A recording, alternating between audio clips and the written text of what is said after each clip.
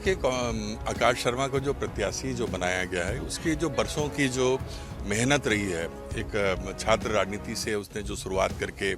Party के लिए जिस प्रकार से उसने संघर्ष किया है, लाठी खाए हैं, खून बहाए हैं, पसीना बहाने का जो काम किया है और हमेशा जो है जनता के मुद्दों को लड़ता रहा है। निश्चित रूप से जनता तो ढहाना चाह रही थी। कुछ रणनीतियों में कमी की वजह से हम पिछड़ते रहे हैं, लेकिन इस बार कांग्रेस के नेताओं ने पुख्ता रणनीति बनाई है और इसी वजह से नए चेहरे और युवा चेहरे को जो देने का जो निर्णय लिया गया है। और दूसरा चीज, जो लोग बृजमोहन अग्रवाल जी को पसंद भी करते थे, वो देख रहे हैं कि अब राजनीति में भारतीय जनता पार्टी के अंदर अब उनकी क्या गति धीरे धीरे की जा रही है। ये सबसे बड़ी जो बात आपने जो कही है, जो अनुभव, तो उस पद के साथ साथ सोनी जी का अनुभव है, तो साथ में जनता का भी अनुभव है। रायपुर दक्षिण विधानसभा से कांग्रेस ने आकाश शर्मा को अपना प्रत्याशी बनाया है और इस वक्त मेरे साथ जो है आकाश शर्मा के ससुर से पहले मैं परिचय कराता हूं, फिर राष्ट्रीय सचिव के रूप में इनका परिचय कराऊंगा। राजेश तिवारी जी हैं, जो आकाश शर्मा के फादर इन लॉ है, उनकी वाइफ है, और सर आप जो है राष्ट्रीय सचिव भी है। सर, आकाश शर्मा के को कांग्रेस पार्टी ने मौका दिया है, इस मौका को कैसे देखें? देखिए, आकाश शर्मा को जो प्रत्याशी जो बनाया गया है, उसकी जो बरसों की जो मेहनत रही है, एक छात्र राजनीति से उसने जो शुरुआत करके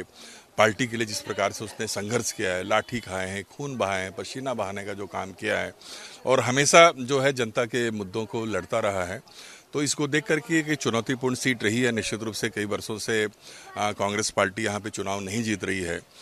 अंदर की भी चुनौती है और बाहर की भी चुनौतियां थी, तो इसी वजह से एक नए चेहरे और युवा चेहरे को, जो बरसों से यहाँ पे काम भी कर रहा है और पूरे प्रदेश में जिसकी एक टीम है छात्र NSY के साथ से लेकर युवा कांग्रेस के, तो वो सारे टीमों का उनको साथ मिलेगा। इससे पहले हमने देखा कि 8 बार बृजमोहन अग्रवाल जी चुनाव जीतते रहे। ऐसा कहा जाता है कि ये अवैध किला है, क्या इस बार ये अवैध किला ढह जाएगा? निश्चित रूप से जनता तो ढहाना चाह रही थी। कुछ रणनीतियों में कमी की वजह से हम पिछड़ते रहे हैं, लेकिन इस बार कांग्रेस के नेताओं ने पुख्ता रणनीति बनाई है और इसी वजह से नए चेहरे और युवा चेहरे को जो देने का जो निर्णय लिया गया है। और सबसे बड़ी बात है कि इस 9 महीने के कार्यकाल में जो परिस्थितियां प्रदेश में बन रही है, खासकर राजधानी में जो बन रही है,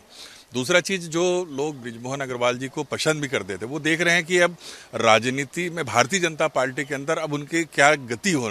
धीरे धीरे की जा रही है। तो एक प्रकार से जो है उनका मूल्यांकन जो है वो कम किया जा रहा है और वो भी, उसका भी एक फायदा हमको मिलेगा और निश्चित रूप से जो है नए चेहरे का फायदा पार्टी को मिलता ही है। बिल्कुल ठीक कहा कि नए चेहरे, लेकिन सुनील सोनी महापौर, पार्षद, लोकसभा के सांसद, उनका भी एक अनुभव है और ये अगर कहें कि अनुभव के मामले में तो कोई इतना ज़्यादा नहीं, तो दोनों का अगर अंतर देखें। निश्चित ये सबसे बड़ी जो बात आपने जो कही है, जो अनुभव, तो उस पद के साथ साथ सोनी जी का अनुभव है, तो साथ में जनता का भी अनुभव है कि एक पार्षद के रूप में उन्होंने क्या किया,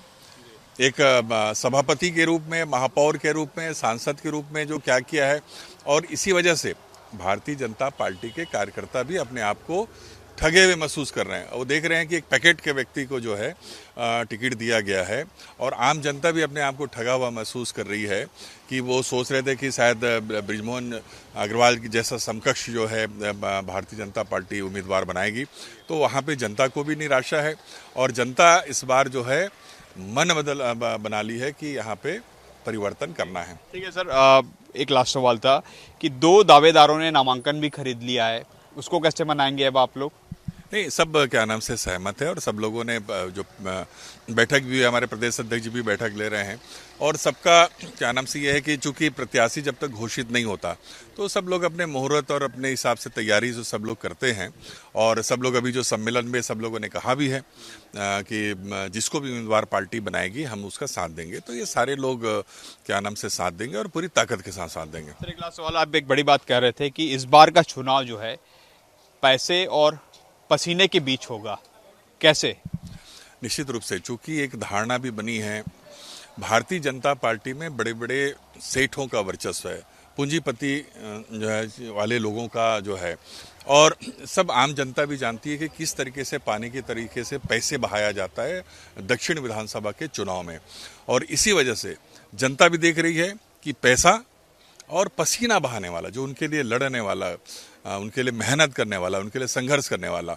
तो एक तो पूंजीपतियों और दूसरा जो पसीना बहा के जो अपनी जीविका चलाने का जो काम करते हैं, उनके जो संघर्ष का प्रतीक है। इसलिए मैंने कहा कि ये जो चुनाव है, पैसा और पसीने की लड़ाई जो बन के आएगी, और सेठ और पेट, जो गरीबों का पेट जो नहीं भर रहा है, जो महंगाई जो हो रही है, तो सिर्फ सेठों को, ये भी सुनील सेठ ही हैं जो इतने साल बरसों से जो रहे, और भी जितने सारे जो लोग हैं। तो ये जो लड़ाई जो है, इन मुद्दों पे जो है इस बार रायपुर दक्षिण का विधानसभा चुनाव का होगा। तो आपने सुना राजेश तिवारी जी को, जिनका स्पष्ट तौर पर कहना है कि ये चुनाव पसीने और पैसे की बीच की लड़ाई है, और ऐसे में अब देखना होगा जब रायपुर दक्षिण का रिजल्ट आएगा तो किसकी जीत और किसकी हार हो रही है। कैमरामैन धर्म के साथ सौरभ सिंह परिहार, IBS 24 रायपुर।